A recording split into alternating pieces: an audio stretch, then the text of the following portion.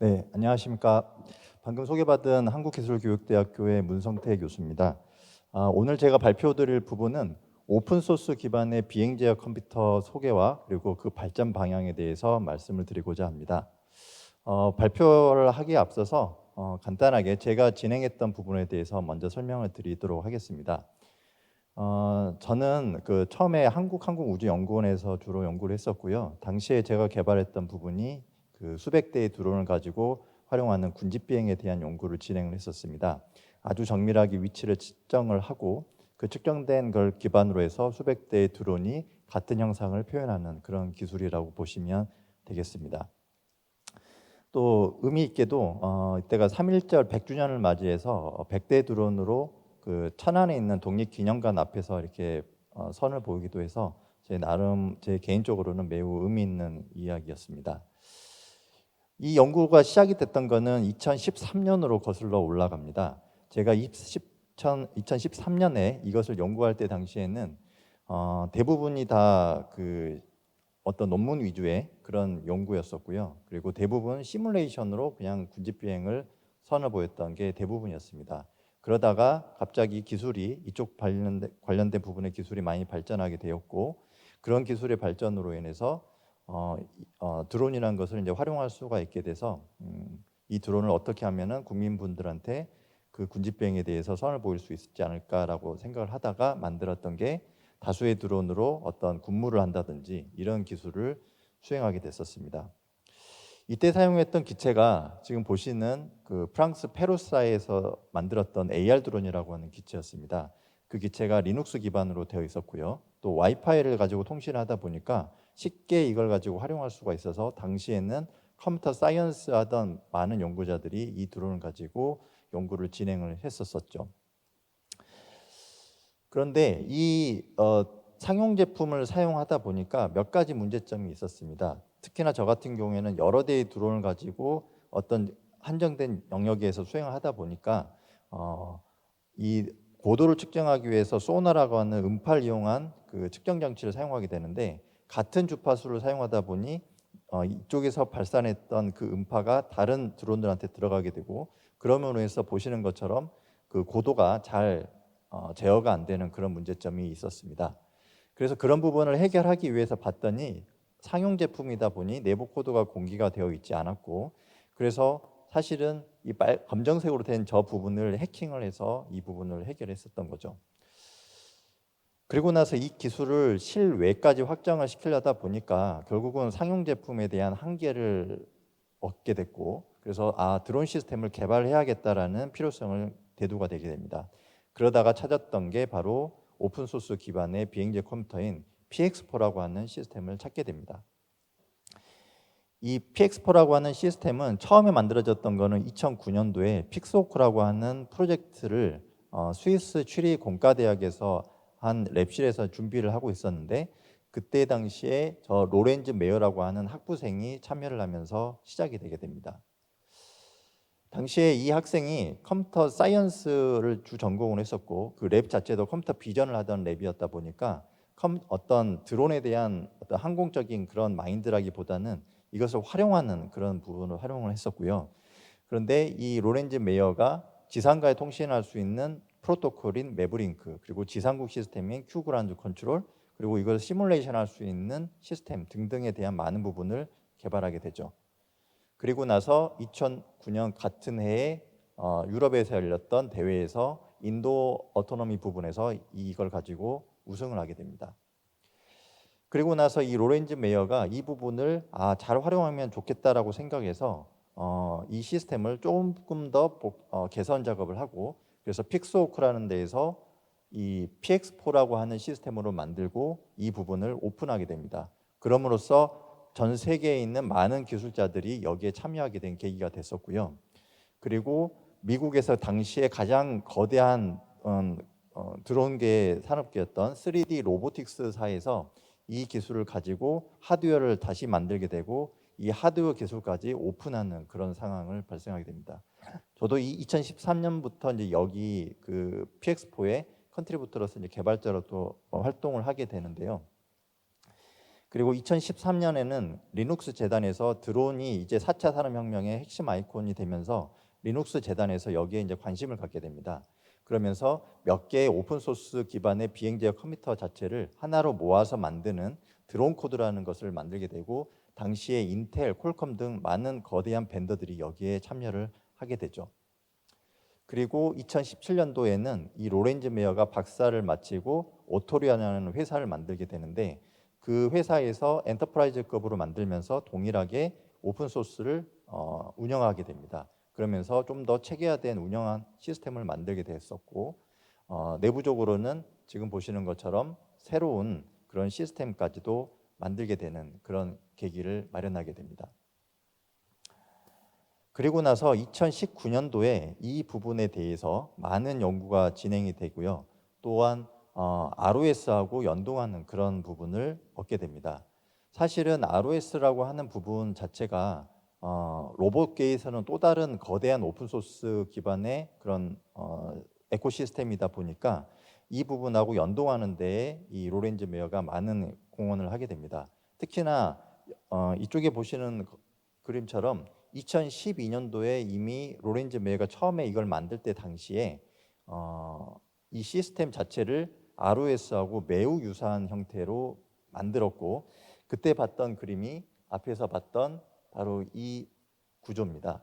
보시는 것처럼 이 오브젝트 리퀘스트 브로커라고 하는 게 하는 역할이 뭐냐면, 퍼블리시 서브스크라이브 구조로 각각의 모듈들을 다 모듈화를 시켜 컴포넌트화 시키고, 그 각각의 컴포넌트화 된 부분들이 서로 간에 메시지를 주고받는 형태의 부분을 리얼타임 운영체제에서 수행하도록 만들었던 게 바로 이 PX4 시스템이다 보니, 기본적으로 퍼블리시의 서브스크라이브 디자인 패턴을 활용해서 만드는 ROS의 시스템과 매우 유사하게 만들었다는 게 이 부분의 핵심이었습니다.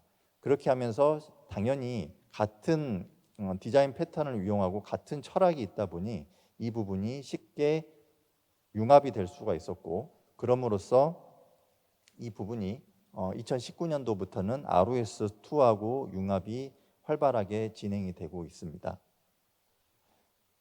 그렇게 해서 현재는 PX4 부분과 그리고 이 로스를 활용한 임무 컴퓨터 부분이 서로 심리스한 커뮤니케이션이 이루어지게 되는 그런 계획까지 마련하게 됩니다. 따라서 PX4단에서는 비행제와 관련된 부분만을 수행을 하게 되고요. 그리고 로스단에서는 임무와 관련된 부분을 수행하는 그런 구조로 진행이 되면서 이제는 임무와 관련된 부분에 대해서는 앞에서 얘기했던 그런 로스를 관련된 뭐 제슨 나노라든지 혹은 라즈베리 파이와 같은 부분이 여기에서 활용이 되게 되고, 기본적인 비행과 관련된 부분에 대해서는 이 플라이트 컨트롤 컴퓨터 내에서 수행하게 되는 부분으로 나눠지게 됩니다. 이렇게 수행을 하면서 2020년에는 이 부분에 대한 그 표준안까지 만들게 됩니다. 당시에 앞에서 얘기했던 드론과 지상국 시스템 간에 통신할 수 있는 이 부분에 대해서는 매브링크라고 하는 프로토콜을 자체적으로 만들게 되는데, 그 매브링크라고 하는 프로토콜이 이제는 거의 산업계의 표준으로 수행이 되게 됐고요. 그리고 각각에 대한 그런 하드웨어 부분에 대해서도 내부적으로 이런 표준안을 만들므로써 전체적인 부분이 다 표준으로서 이제 표현이 될 수 있는 구조까지 만들게 됩니다. 앞에서 얘기했던 것처럼 이 PX4 쪽, 즉 오픈 소스 기반의 비행제어 컴퓨터는 소프트웨어부터 하드웨어까지 모두 다 오픈을 수행을 했기 때문에 어느 누구나 쉽게 사용할 수가 있고요. 특히나 오픈을 할 때 BSD 라이센스를 가지고 수행을 해서 내가 만든 코드를 공개를 해도 공개된 코드를 활용을 해도 이 부분에서는 공개를 하지 않고 사용을 해도 된다라는 장점을 갖게 됩니다. 따라서 GPL 라이센스를 갖는 다른 오픈 소스와 다르게 BSD 라이센스를 갖고 있기 때문에 산업 쪽에서는 본인들이 만든 코드를 오픈 소스 가지고 만들어도 공개하지 않아도 되기 때문에, 그런 이유 때문에 아무래도 더 많은 사람들이 이 부분을 활용해서 사용하게 되는 계기가 됐습니다. 그러면 이 부분이 앞으로는 어떤 식으로 발전을 하느냐에 대해서도 한번 이야기를 나눠보도록 하겠습니다. 이 자료는 매번 매해 열리는 대부 서밋을 기반으로 해서 만들었고요. 그때 당시에 이제 각각의 그런 이슈에 대해서 발표했던 내용을 참조해서 만들었습니다. 우선 첫 번째는 PX4 자체에 대한 부분이 한 10년 정도가 이제 흘러감으로써 이 오픈 소스의 컨트리부터가 500명 이상이 참여하게 되고, 그러므로 인해서 점점 시스템이 안정화가 되는 부분이 이제는 되고 있습니다. 그러다 보니 이 비행 관련된 부분은 이제 많이 안정화가 됐고요. 앞으로는 이 안정화된 비행 시스템을 가지고 서비스라든지 어떤 임무 쪽으로 많이 진행이 되고 있고, 앞으로도 더 많은 부분이 계획될 거라고 전망을 하고 있습니다. 그러다 보니 아무래도 임무 컴퓨터에 사용되는 로스2 기반의 시스템 부분이 기존 로스2의 에코시스템을 활용해서 만들게 되는 쪽으로 진행이 될 가능성이 높고요. 두 번째는 그 비행 지역 컴퓨터 부분하고 임무 컴퓨터 부분이 통합되는 구조로 현재는 많이 진행이 되고 있습니다. 그 이유는 드론이라든지 이런 항공 부분에서는 그 무게 자체가 매우 중요한 요소이기 때문에 그 무게를 줄이기 위해서 서로 하나의 통합된 환경으로 구축하는 부분이 많이 이루어지고 있습니다. 다만 비행제 컴퓨터 부분과 임무 컴퓨터 부분이 동일한 하나의 그 시스템에서 동작하는 것은 아니고요. 동일하게 되었을 경우에는 그 임무에서 수행된 부분이 비행제 컴퓨터 쪽에 영향을 끼칠 수가 있기 때문에 그런 부분은 분리는 되지만 하나의 통합돼서 완벽하게 옵티마이제이션 되는 그런 시스템으로 구축이 되고 있는 상황입니다.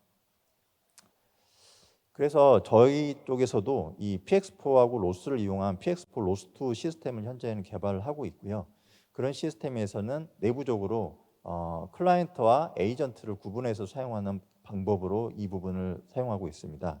그 이유는 로스라고 하는 부분이 에코시스템이 워낙에 거대하기 때문에 여기서 활용될 수 있는 부분은 상당히 많은데, 문제는 이 로스 자체가 아주 조그만한 그런 드론에 탑재하기 위해서는 리소스가 제한적인 드론에는 적용하기 어려운 그런 단점을 갖게 됩니다. 그런 이유 때문에 가능하면은 리소스가 제한적인 부분에서는 필요한 부분만 진행하고, 좀 리소스가 빵빵한 임무 컴퓨터에서 나머지를 처리하자라는 역할로 진행이 되면서 이 부분이 원래는 하나로 되어 있던 것을 두 개로 나누게 되고, 이쪽에서는 단지 비행제 컴퓨터 내에서 얻는 여러 가지 센서 정보들만을 이쪽에 보내주는 역할만을 집중해서 하고요. 이 부분에서는 로스에서 필요한 조금은 헤비하지만 DDS와 같은 그런 시스템을 구축하기 위해서 필요한 부분들이 이 에이전트에서 사용되는 구조로 바꾸면서 두 개가 분리돼서 수행하는 구조로 사용이 되고 있습니다. 마지막으로는 이 보안 관련된 부분입니다. 기존에 있는 시스템이 이제는 어느 정도 스테이블하게 되면서 앞으로는 보안 관련된 부분이 많이 활성화되고 있습니다. 실제적으로 내부에서 대부 서밋에서 이런 보안 관련된 부분이 많이 지금 진행이 되고 있고요. 특히나 너덱스라든지 이런 부분들이 대부분이 다 오픈이 되어 있고, 또 기존의 통신 프로토콜이라든지 이런 부분이 그 보안과는 별로 무관하게 사용이 되고 있었습니다. 그러다 보니 아무래도 나중에 이제 여러 대가 동시에 운영이 되거나 이런 부분이 실제 상용화가 될 때는 보안 관련된 문제가 많이 발생할 걸로 예상이 되기 때문에 앞으로는 이런 보안 관련된 부분이 많이 개선이 되고 있습니다. 특히나 PX4와 그리고 로스2 간의 통신하는 부분이 예전에는 시리얼 통신으로 하고 있다가 지금은 이더넷으로 초고속 대용량 데이터를 보낼 수 있는 구조까지 완성이 되면서 그 이더넷 관련된 그런 보안 관련된 부분이 많이 문제가 되고 있고요. 특히나 뭐 텔넷이라든지 이런 부분도 나중에 지금 많이 문제가 되고 있어서 이런 부분에 대한 해결을 많이 필요로 하고 있고, 그래서 내부적으로는 그런 보안의 취약점들을 따로 계산하고 그런 부분을 평가하고 분석하는 그런 작업들도 내부에서 수행이 되고 있는 상황입니다. 이처럼 그 PX4 자체가 오픈소스 기반의 비행지역 컴퓨터가 이제는 어느 정도 스테이블하게 되고, 앞으로는 이런 부분이 다양한 뭐 배송이라든지 혹은 어떤 정찰이라든지 이런 다양한 임무에 관련된 부분으로 이제 확장 발전하고 있어서 앞으로는 이런 비행지역 컴퓨터 부분이 널리 이제 활용이 될 거고, 이런 임무와 관련된 연구가 앞으로 많이 진행이 될 걸로 기대를 하고 있습니다. 마지막으로 그 시뮬레이션 부분에 대한 부분도 설명을 드리도록 하겠습니다. 보셨던 것처럼 그 기존에 이런 동작하는 부분에 대해서도 이제는 시뮬레이션으로 우선은 선 수행을 하고 보다 더 안정적인 작업을 수행하고, 또한 임무와 관련된 부분에 있어서도 우선은 시뮬레이션으로 동작하는 부분이 사실은 매우 필요합니다. 그런 이유 때문에 시뮬레이션 관련된 부분이 많이 활성화가 되고 있습니다. 기존에는 그 가제보라고 하는 시스템 혹은 JMFCM이라고 하는 자바 기반의 시뮬레이션만이 수행이 되던 게 앞으로는 에어심과 이그니션과 같은 부분으로 발전을 하게 됐습니다. 특히나 이 에어심 같은 경우에는 마이크로소프트웨어사에서 만든 시스템이고요. 그러다 보니 마이크로소프트사에서도 이런 부분에 활용이 되고, 아까 말씀드렸던 드론 코드의 마이크로소프트사도 같이 지금 벤더로 참여를 하고 있어서 앞으로 마이크로소프트사도 이런 드론 분야에서도 좀 활달하게 진행을 하지 않을까 생각을 하고 있습니다. 네, 이상으로 제가 준비했던 오픈소스 기반의 비행적 컴퓨터 소개 및 발전 방향에 대해서 소개를 마치도록 하겠습니다. 경청해 주셔서 감사합니다.